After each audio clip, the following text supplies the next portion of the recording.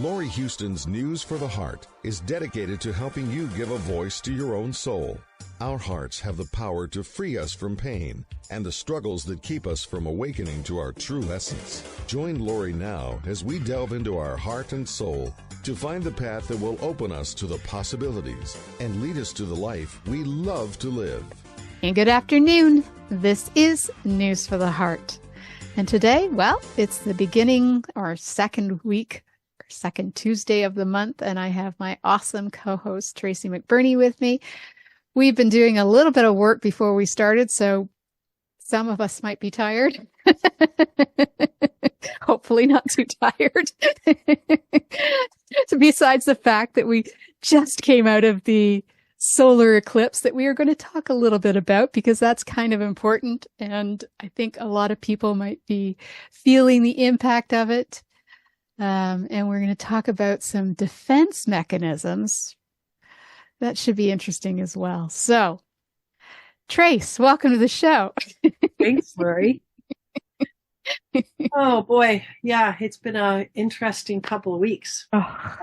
Okay, so let's just start with the eclipse. Oh yeah. So here's a couple of things that I learned. I've never taken a formal astrology or even an informal astrology course. And I've always said for the longest time, I'd like to do something with numerology. I'd like to do something with astrology at some point. And you're telling me about the site that you like, which is the astro.com site, because I asked you where you quickly went to get my birth chart so fast. This very cool piece of information that I heard from a girlfriend just last week. She said that Aries is, this eclipse is in Aries. And what she was able to say to me is the planet Mars is the connection to Aries. So she said what people can do, and you just really quickly did it for me through astro.com. That's no peg to them. Like, I don't know them, but you like them. Is For that charts, they're great. Yeah, so you very quickly showed yourself that chart, and you were able to tell me or remind me that my Aries, the Mars in my chart, is in the 5th house, which rules relationships. And you also said recreation, which made sense to me, because and creativity. And so these are all the things, like having more fun in my life, and all these things are the things that have been great primary in my world. And so that's what this person was saying, is to look at your birth chart. If you know your birth date and the time you were born, you can get the chart from astro.com, and then see where the planet Mars is in your chart. And that will literally give you an idea of which one of the houses is really the thing that's getting poked right now with this eclipse for you. And I thought that was a very valuable piece of information. The other piece of information I thought I'd share today is not one that I had a conversation with any friend or colleague. It literally came in intuitively. And it came in as I was kind of channeling some information for a client. And it felt really, really good when it dropped in. So it really is this eclipse. And just to remind everybody that the energy, the magnetic energy of this eclipse is going to be felt for about another 10 days on the back end of what happened yesterday. So just to remind. 6 months. Oh, all right. Well, I heard the big time frame is 10 days. It wouldn't surprise me. It would be more stronger. It would be stronger, yes. So the idea of the inner world, like our inner world, is going to be changed through these 2 eclipses, and the Mercury being retrograde as of April the 1st, which reminding people when Mercury goes retrograde, not only is communication sometimes compromised, but our inner child unhealed stuff can rise up to get some attention, and inner child behaviors can be flying around. So compassion is a pretty good thing to remember during any Mercury retrograde. So very powerful time. And it's about inner world. So what was channeled is this changeover of inner world. So the inner world of us, like your inner world, my inner world, are our own personal mind, emotional us. And everybody's is different. And some people may be very well aware of their inner world. They might be able to just say right out loud, I'm shy, I'm introverted, I'm quite doubtful, I'm a fearful person, I don't take big risks. When people are talking like that, they're really talking about their identity. They're talking about how they see themselves, what they're owning as themselves. And that speaks about their inner world. It speaks about how they think and feel within themselves, and what are the most common thinking, feeling creations that they have inside of themselves. Well, what was being channeled in is this is changing. And how it's changing is our own divine self, our own authentic higher self is rising now to come more into this space. And so we will come to know on a much more conscious level a higher potential within ourselves in our inner world. So it may be by the time we get on the outside of this eclipse, like 10 days from now, or maybe a little bit farther on than that, you might really start to recognize, wow, I'm not as doubtful as I used to be. Or you might start to kind of recognize, wow, you know, I spoke up at work. I never speak up at work. I spoke up at work. I did that so easily. I just said some things that might actually upset somebody. And it was okay for me to say that felt right to say right now. And I didn't feel guilty about that. I didn't feel guilty about it at all. It needed to be said. And it needed to be said right now. And this person just kind of going, wow, that's different. That's different, but it feels good. It feels good. It feels right. And it's almost like that person's then trying to kind of snatch kind of the guilt, but it's like you can't snatch it because it's not there.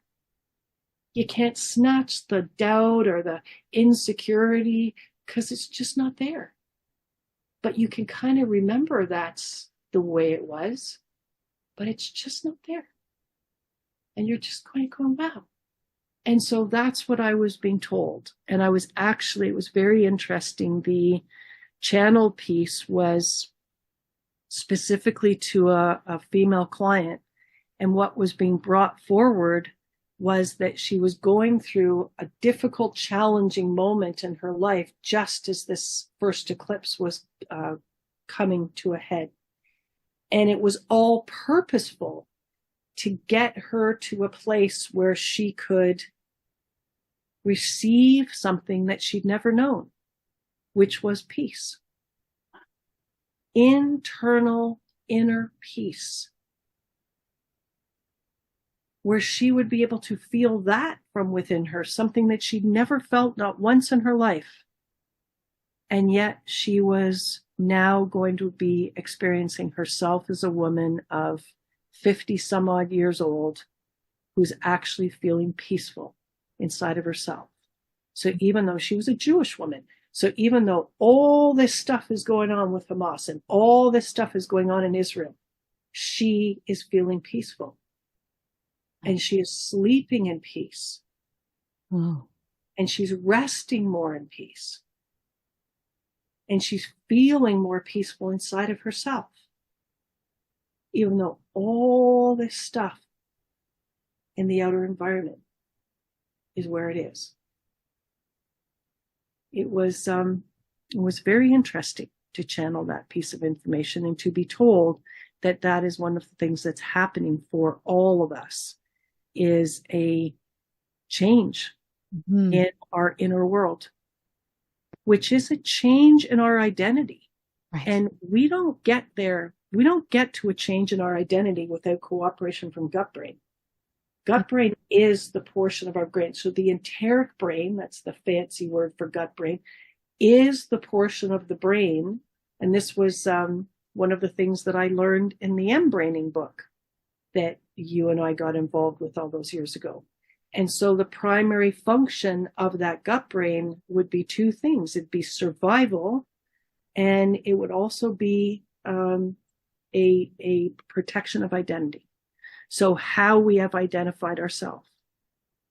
So we are now starting to identify ourselves more from the light within ourselves and a little bit less from all of the verbiage, all of the programming, all of the cultural programming, all of the societal things, the friendship things. And it's like, no, we're starting to recognize there is a light identity within us. There's a light signature within us.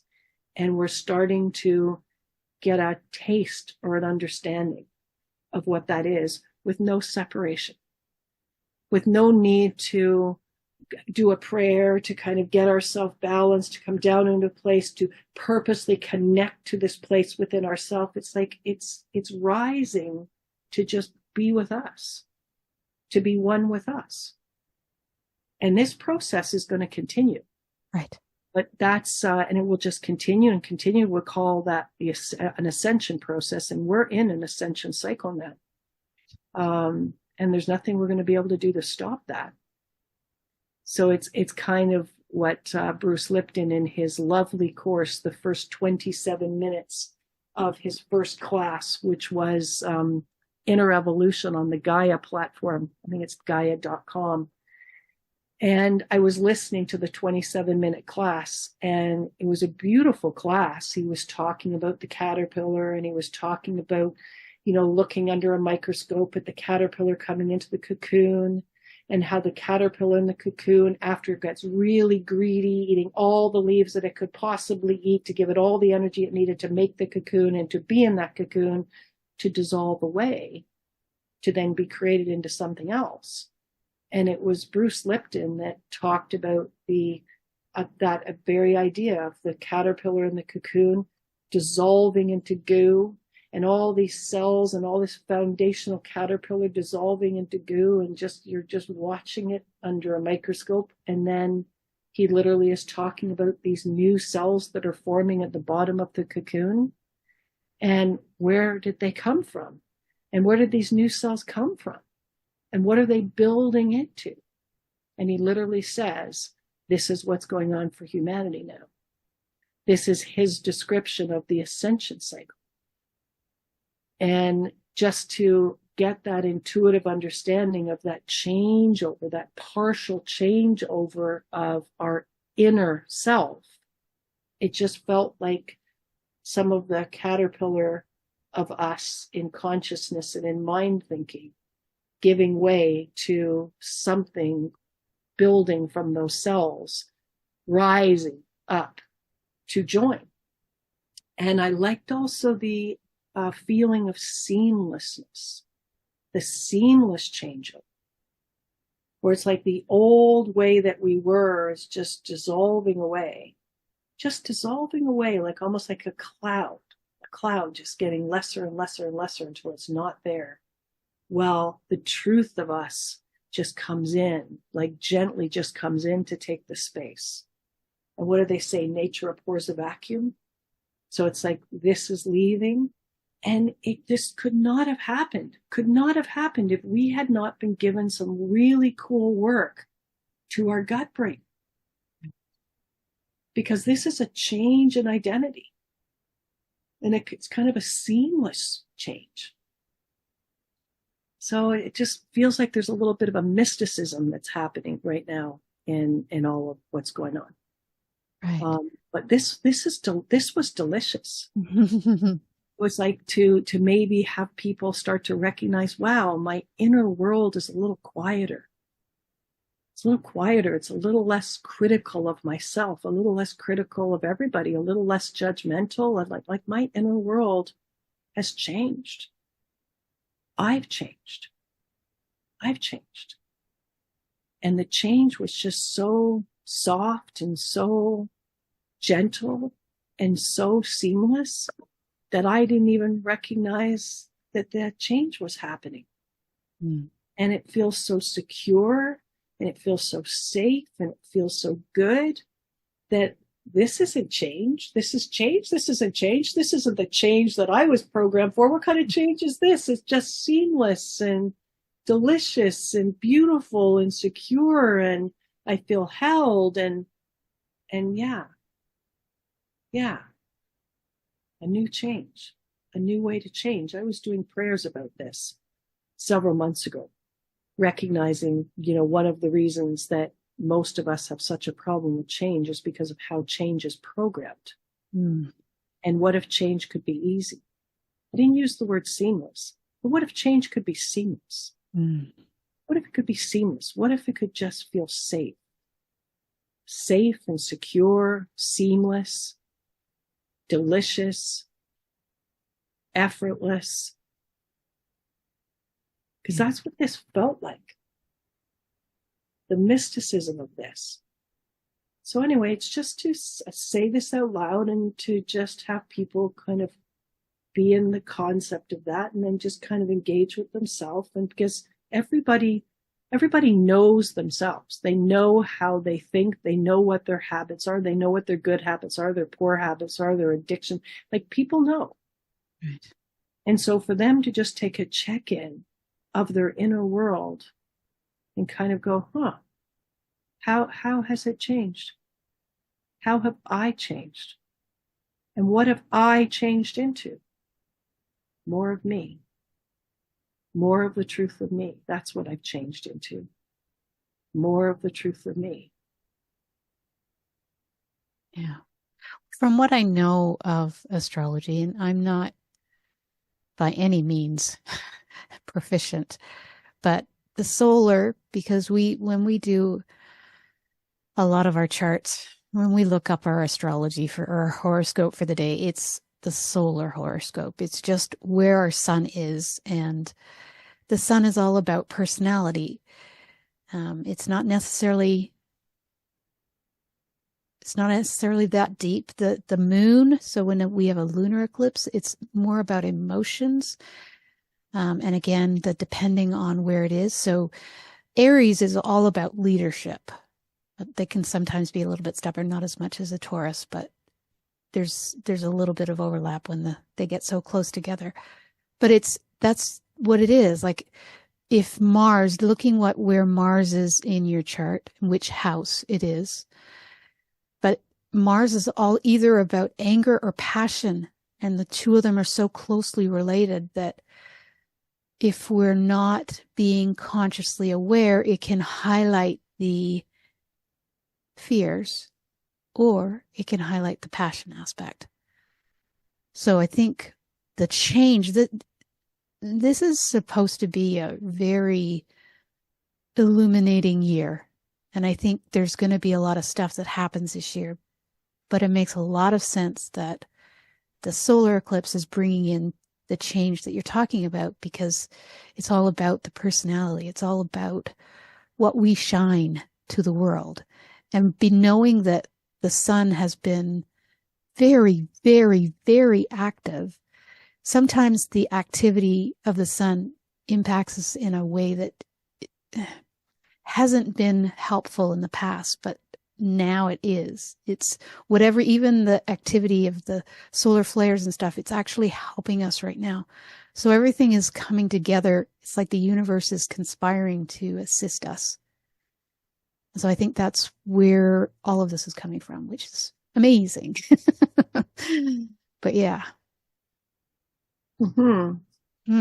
Yeah. So anyway, that was this. So this is what I'm paying some attention to right now. I'm paying attention to my inner world and paying attention to having conversations with several, really lovely people, my husband being one, my son being one, a couple of girlfriends. What changes have you seen, or are you recognizing your own inner world? What's just become easier to navigate? Or anyway, so it's just, they make for some interesting conversations. Really do. Really do. Yeah. So now I actually got a chance to see the eclipse. So I literally did. Cody and I my husband, we got in the car and we started to drive to the Hamilton, Burlington area, figuring, well, you know what, at least there might be a fighting chance. And we got to Hamilton and no go. It was just all clouds. So we were about, it was about 1:00, and we decided we were going to travel for another hour, and we were going to head to Brantford, and we're just going to take our chance, but we're going to head farther west and hope we're going to find some blue sky. And I was doing some prayers while we're traveling on the road. He's the driver. And I'm literally doing prayers, talking to the universe, saying, universe, this is what I really, really, really love to see is blue sky for 20 miles in all directions by the time I get to Brantford, and really love to see that from 2 o'clock until 4 o'clock in the afternoon, at least. Thank you, universe. And so I was just saying, thank you to the universe. Thank you for that blue sky, 20 miles in all directions as I get to Brantford. And that's kind of exactly what happened. Is we were traveling into Brantford and we just started to see blue sky starting to form, clouds starting to leave, wisps of stuff starting to leave, more blue sky coming in. By the time we landed in Brantford, we were like in mostly blue sky. And we parked in a parking lot, ended up being almost right beside another gentleman who had a very professional kind of camera. And I went over to him and I said, if I gave you a little money, would you share some of your photos? And he was a lovely gentleman named Dragon. He said, oh, no, you don't have to give me any money. Just give me an email address. I'll send them to you when I get them. So I have some super cool photos. Now I've just got to figure out how to share them from Google. Maybe you can help me with that afterwards, because I have no idea. I mean, he sent it to me through the Google thing. But anyway, some beautiful ones with the pink dots. Just stellar photos. And it was a wonderful experience. It was a wonderful experience. And I think I said to you before we came together on the show that I had a very interesting physiological thing happen that I can't really explain. So I did not feel any effects. I mean, I felt a heaviness over the last couple of days before this one, heaviness, problem sleeping. But this was interesting. As the moon comes to do its full total enclosing around the sun, and then you see the beautiful show of the beads and the pink and all the stuff that I'm going to show you by photograph. Then when the moon starts to venture out, that's when things got imbalancing for me. I literally felt like I was on a ship and I'd been on the ship for 5 days, and now I was coming off the ship and now I was trying to balance myself on the pavement. And this lasted for the whole time, like the next hour and 50 minutes, however long it took the moon to be completely gone from the sun. I was in this really crazy, it was affecting my ears, affecting portions of my brain. And then it just stopped. And I looked up at the glasses and the moon had now completely left and everything was now calm. And I thought, how amazing this dance between the moon and the sun, the magnetics of that, and how it had actually physically impacted my sense of balance on this earth and stability. And it was only on the way out. It wasn't on the way in. I wasn't having that same problem with the moon coming in as I was having as the moon was exiting. But that's your thing. That's you. That's part of that's what you're healing, is your instability. Your thing about the stairs and stuff, like okay. That's what it's working on. All right. Okay. So anyway, it was very noticeable. It was very noticeable. So it was worth saying, because it really is acknowledging, like really acknowledging. I mean, I do acknowledge it from a place of sleep sometimes, and sleep patterns and being affected. But this was really recognizing, crap, the water in my body, the water in my ears, the water, like whatever, it's like very, very impacted the physicality of me. Like, and it was very, very noticeable. And the moon is all about water. Oh yeah, no, that I've got that. yeah. Gotten that for years. And I mean, I love talking about water. I love talking about the water intelligence. I love teaching what little I know about the water intelligence. But yeah, this was a really interesting and very noticeable magnetic reaction I was having to exactly that, the moon on its way out. So, yeah. anyway, so you and I were discussing that. And then the other thing I brought up, which is part of my month this month, because we like to do that. And let's just what's going on this month, was bringing to my attention consciousness, like mind consciousness issues of what I'm going to call control mechanisms, defense mechanisms, protection mechanisms. So mind creations that come in to our life when we have had traumatizing times or difficult times to be able to navigate. And then the mind constructs that protect us, control things, take charge of things, defend things. And it was a lovely little course that I was taking in the last couple of weeks, and it was very powerful. It was very powerful to learn, like really have a sense of these things and have a sense of how deeply entrenched they are at the unconscious level. Mm. And we can have some awareness of something going on in our life that was problematic. And we can even have an awareness of the idea that we're quite controlling now, or we're quite protective now because of that. We might even have a dialogue about, because that happened in my life, I've become more controlling, or because that happened, I went through that, I'm becoming more defensive, or I really take charge of things more, or I tend to behave in a more powerless way because of that event. But we don't really recognize the mechanisms that we've created in the mind, and that we don't really recognize the partnerships that we've been in place with, because these mechanisms are never created by our divine line. They're never created by our, what I call authentic higher self. They're never created by our divine intelligence. They're created from our unconscious mind. They're created from epigenetics. They're created, that means passed on from genetic history, meaning we come to it from there. Somebody else created it, and now we have an event that's similar, and boom, all of a sudden we've got the mechanism already there, already done, already made. Now it's just delivered in, and now we've got what we need to be able to defend, or we have what we need to be able to protect or control the situation from ever happening again, or control our own behavior, try to control somebody else's behavior.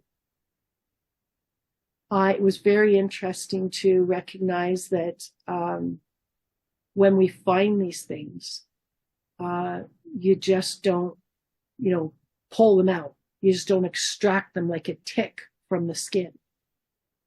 And I was taught a way of doing this, but when I sat quietly afterwards, it just kind of felt right.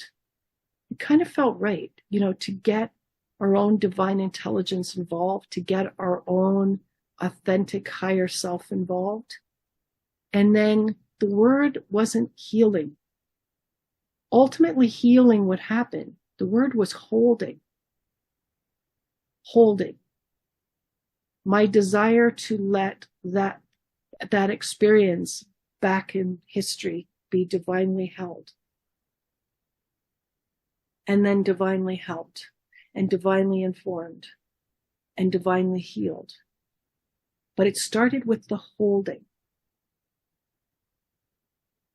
And so to me, it's like, if you have that divine energy, that beautiful divine energy of the white light, the love, all of that beautiful information, and it's just there holding, hugging, securing, not suffocating, just securing like a beautiful blanket.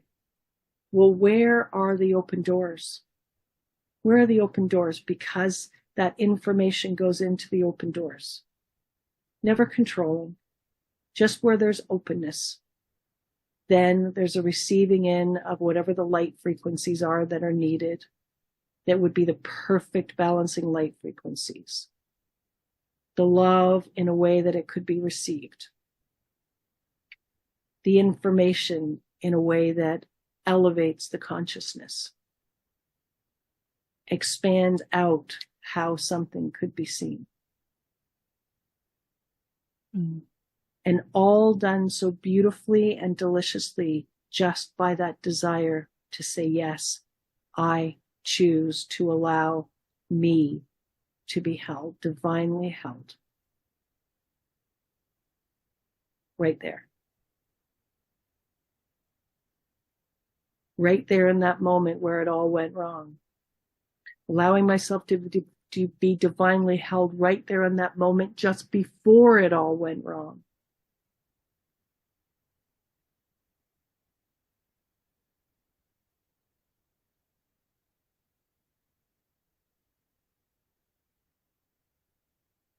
Because what would our story be? Everything was fine. Everything was okay before this happened. It's like, well, yeah, but was it?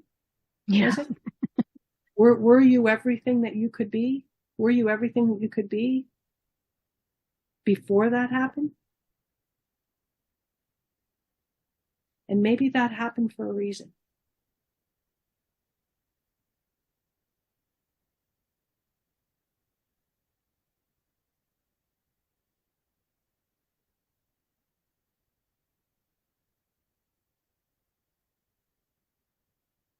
So we were talking before the show, and we brought up something for you, and we were doing exactly that. We were allowing you to be divinely held. Now, we didn't divinely hold you before that moment, but we'll do that now. Okay. Allowing just with the intention that you be divinely held in the moments before that happened. So if it wasn't, so do I have to go to the womb? Because it was something that I picked up the controls from my mother? You did, but there was an event that happened in your life that where they came together. So you had something go on in your life that had a similar construct to something that went on in hers. And I'm not so certain that was an in the womb moment for you. No. It could have been a 13-year-old moment. It could have been a 15-year-old moment. It could have been an 18-year-old moment. But it's that moment in time where it's like an energetic mixture that's the same. But you created your moment years later in your way with your signature. Does that make sense? Oh, absolutely. Right. Yeah. And so I'm saying the moment before that, the moment before you created your signature ball of energy that was quite similar to your mother's, your birth mother's, we're allowing you to be divinely held then.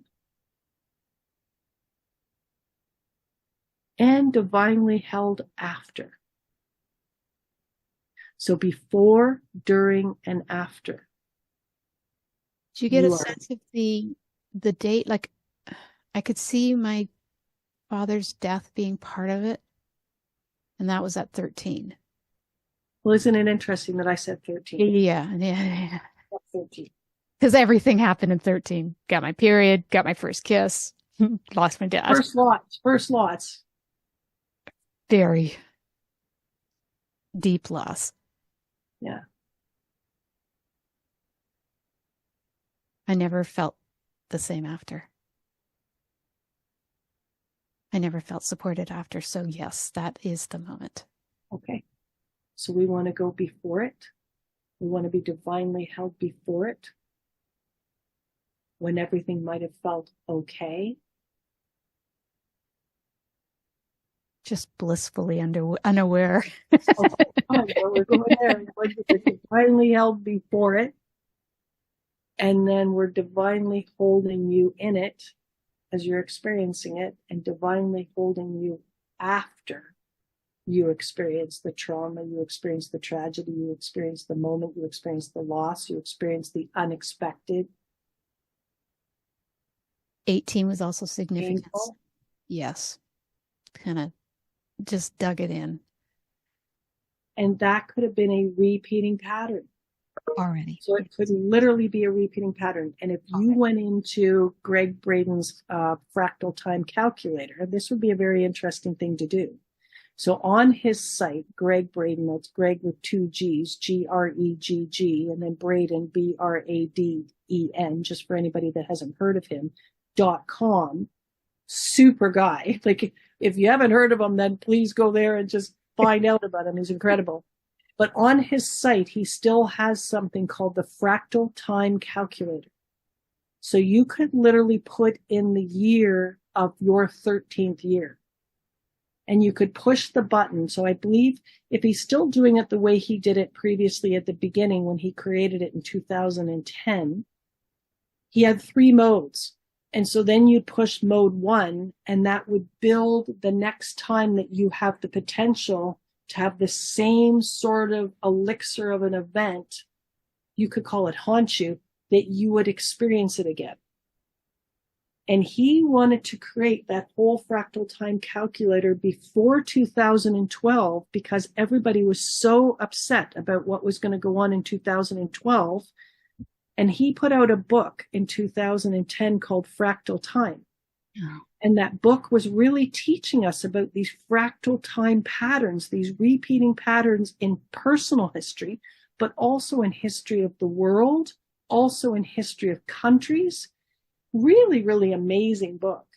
And he put it out in 2010 because he wanted people to really get the news bite that 2012 was kind of a benign year. There was a lot of shit potentially having to be able to be picked up in 2011 if we weren't better managing the magnetics of the planet. So this was the first time that he really puts fractal time in our world as repeating cycles. He literally joins it with this knowledge of Heart Math Institute, which everybody can join for free. And he was literally making sure that people really understood that the heart of us, physical heart of us, connected to the heart of the earth, we can, when we come together as more than one person, we can literally raise the magnetics of the planet, and we can shift things that are going on with weather to the positive. Now, when was the last time you heard about this on your daily news? Do you hear anybody on CTV News, CBC News, CNN, do you hear anybody ever talking about, well, why don't we use our heart? Why don't we come together with hundreds of people? Why don't we turn to Heart Math Institute? Why don't we do something with thousands of people where our hearts are joined with the hearts of the earth? And why don't we see what we can do to raise the magnetics of the planet and see what we can do to decrease what's going on with that hurricane, which we've done, decrease what's going on with these weather patterns? Have you ever heard them talk about this on the news? Well, no, they have not. They love to talk about carbon and what we need to do about carbon. And Greg Braden's got some really interesting things to teach you about carbon and what's going on with the truth of carbon. And so that is a totally other news bite for people to get their hands on. And back to fractal time. So for you, I think it'd be really cool. I think it'd be cool to get on his site, go and what is the year that you were 13, push the button that's going to build that, and then see if you see the repeating pattern show up at 18, and see when you see it showing up again, and see when you see it showing up again. And what he would say is, this does not mean that there are guarantees here. He said, if we do things to elevate ourselves, if we do things to bring these things into greater awareness and to bring more divine light in, we don't see a repeating pattern for them anymore because they're repeating because we don't know enough.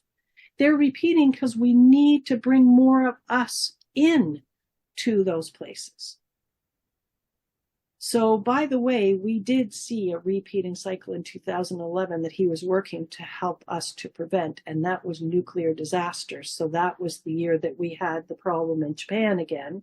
So that was the repeating nuclear disaster. But in 2011, we averted a third world war, and there was something else that he was saying was up on the chopping block for 2011 if we didn't raise the magnetics and really just come into greater personal awareness and divine awareness. So we dodged 2 of the 3 bullets in 2011. So these things are possible. And so, as he says, the reason why these things repeat themselves is to give us another opportunity to get more information, to get further understanding, to get more expanded awareness. And so it's not about punishment.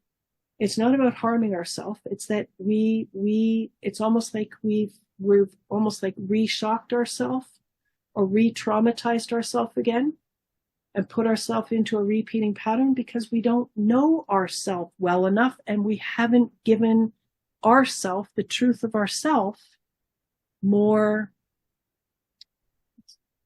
speaking room, so to speak, greater understanding. So it'll be interesting. It'll be interesting for you to go and look at that and see what comes of that. Yeah. So I bring this up, just if we go back to the event that we were speaking about before we came onto this call, and you go back there, what does that feel like now? What does that feel like in your body? Because you're always going to have the news, you're always going to have the photograph, but it's about changing the feelings. Yeah, it feels a lot looser. It feels a lot calmer. Okay. And if you choose then, past, present, and future being one, to literally put yourself 24 hours into the future. So just choose to just take a step into 24 hours into the future. And now I'd like you to 24 hours into the future, which is where you are right now. Now I want you to feel into that time. What does that feel like 24 hours into the future?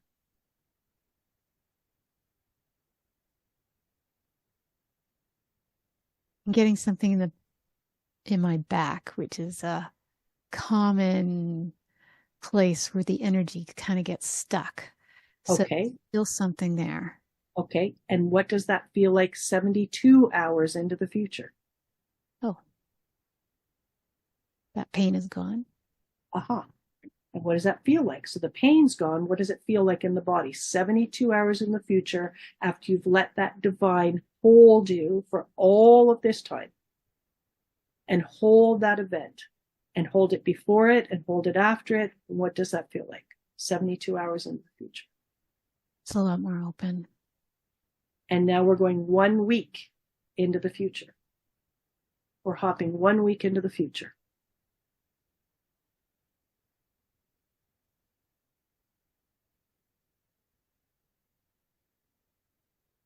I feel like I'm still trying to control a little bit of it. So my control issues are a little bit. So, but it's interesting. So then maybe there's a control mechanism that's just popped up. Right. So let's allow that to be divinely held. I'm afraid. If there's a control mechanism that's just popped up, if there's a persona that you've created that connects to that control mechanism. And first of all, I'd want that control mechanism to be you, yours, owned by you, and only you, and controlled only by you. So if there's anything else that you shared with to create it, or that your birth mother shared with to create it, if it's coming from her, then we're saying thank you to the energies. You know, when we didn't think we were enough, when we didn't think we were smart enough, when we didn't think we had enough, all of the scarcity understandings, when we're doubtful, when we're fearful, then we're saying thank you to whatever might have partnered with us to create this. But we're taking full ownership.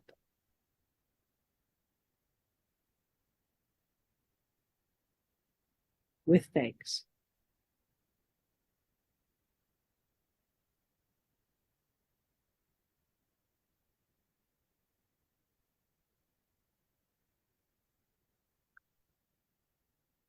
And we're releasing those energies from service.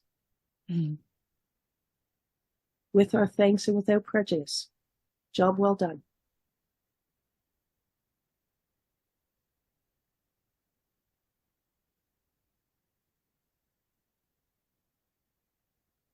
I'm being told now it's just energy releasing. Right. And I feel it very much happening in the head. Yeah. Yeah. Okay. I wasn't focusing there, but yes. Okay. Feels right. Feels right. Like a band almost around the eyes, all the way to the back. Yeah.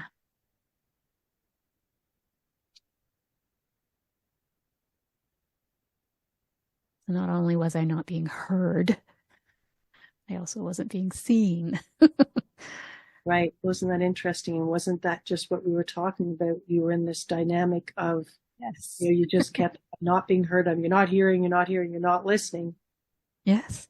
And yeah, it was just like, and how many times do we say that out loud before we recognize there's only one person in the room? And I'm talking to myself. And I need to stop and heal something and allow something to be repatterned, allow something to be held. Because maybe it's not safe to heal it yet. Maybe it doesn't feel right to heal it yet. Maybe healing doesn't even seem like a thing. But holding, sure. Holding, yeah, holding. I'll say yes to holding. Yes.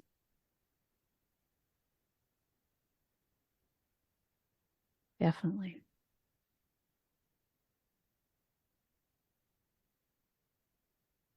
Yeah. Wow. And it was interesting because as you were telling me the story of the students that weren't listening, but I was getting drained. I said that to you. I was like, I don't know what's going on. I don't know what you're enduring, but even just hearing the story, I feel like things are draining me. Yeah. So it could then be the entities and the things that you were creating with that were controlling and dealing with this, and I was susceptible to that. But it's like, yeah. Yeah.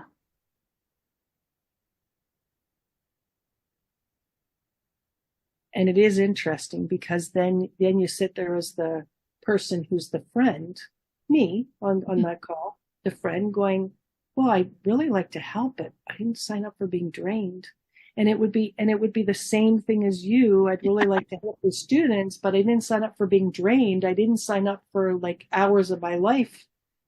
I felt so exhausted. Yeah.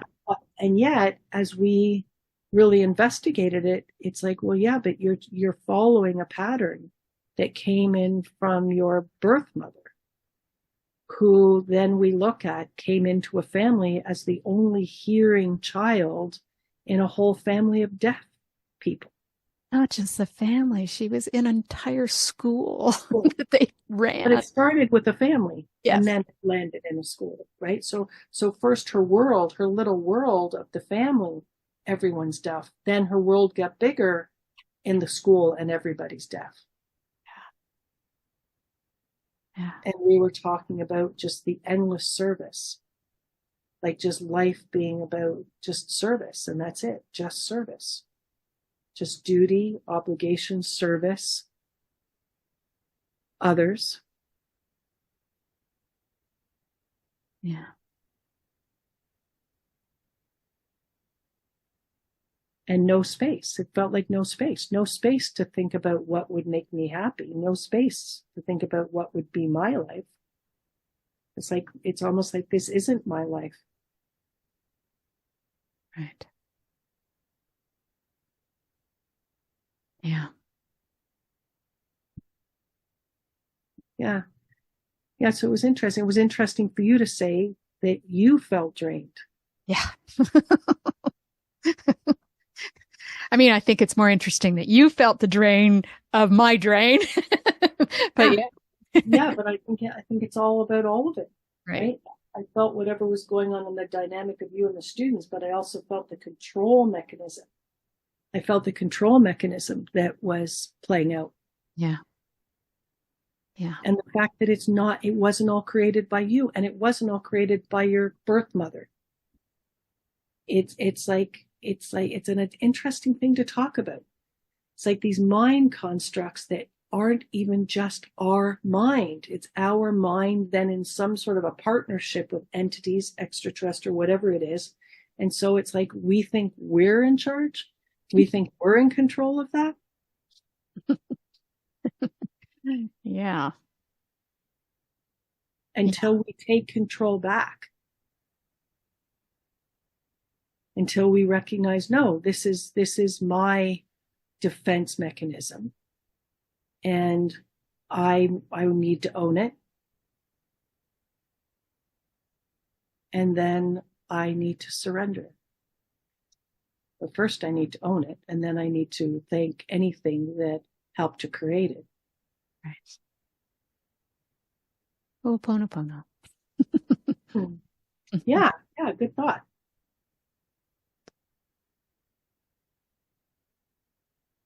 So now we're 1 week into the future. So how does that feel 1 week into the future now? Now it feels lighter. So there was definitely a part of me that was still trying to control it. Yeah. Yeah. Well, that'll be interesting to see how that changes things with regard to the students. It's gonna be interesting to see how it changes your even wanting to continue to do something like this with the students, or is it kind of like, no, I'm kind of done with that. I created it to kind of heal something, and it never really healed anything.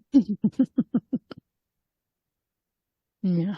But it did get you to this place where then we could stop and get it held. Right. Which is perfect. That's Mm-hmm. what we needed. Yeah. It's amazing how it all works together, isn't it? Yeah. Yeah, and get your birth mother held. Because who knows where she is as a soul. I mean, we make the assumptions that everybody, dies, passes away, moves to a next step, but that's not necessarily the truth. Right? So it's lovely to just kind of recognize, okay, it goes back that far, then I want that person's soul divinely held. Absolutely. And maybe they don't need that. And if they don't need that, they'll just be amused by this. I just the thanks for the divine holding today. But maybe they did need it, or maybe a soul fragment needed it. Yeah. Because everything's ascending, including souls that have passed on. Everything's ascending. Everything's part of this ascension cycle now. Beautiful. Yeah, I like this. Mm-hmm. Feels much lighter now. Wow.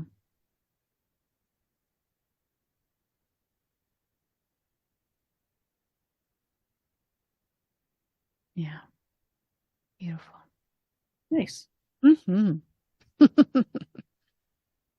Well, that was interesting. I didn't know we were going to talk about Greg Braden today. I didn't know we were going to bring in fractal patterns, but I love it. I think it's a great thing to bring forward. Yeah. Yeah. Yeah. Well, we could end the show here. It feels like it's a complete show. Yeah, that sounds nice. All right. Well, you have been listening to News for the Heart. We've got in the Heart of What Matters with Tracy McBurney. Ascension. I think that's what it's going to be. It's all about ascension. This is where we're at. This is the new ascension.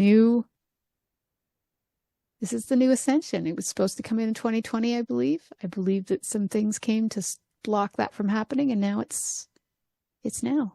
Oh, it's worth saying before we close off that sometimes what's happening for people when they're saying, I'm sick or I'm feeling unwell, they're not sick at all. Their immune system's fine. They're literally having detoxification effects from ascension cycle.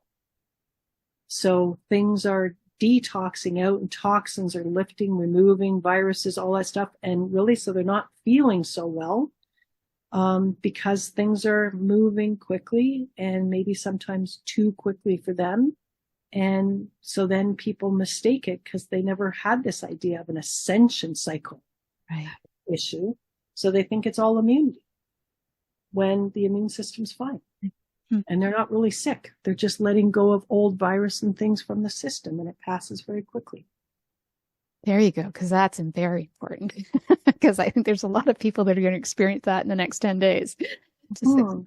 Yes, 10 days, I think, will be the PowerPoint of it.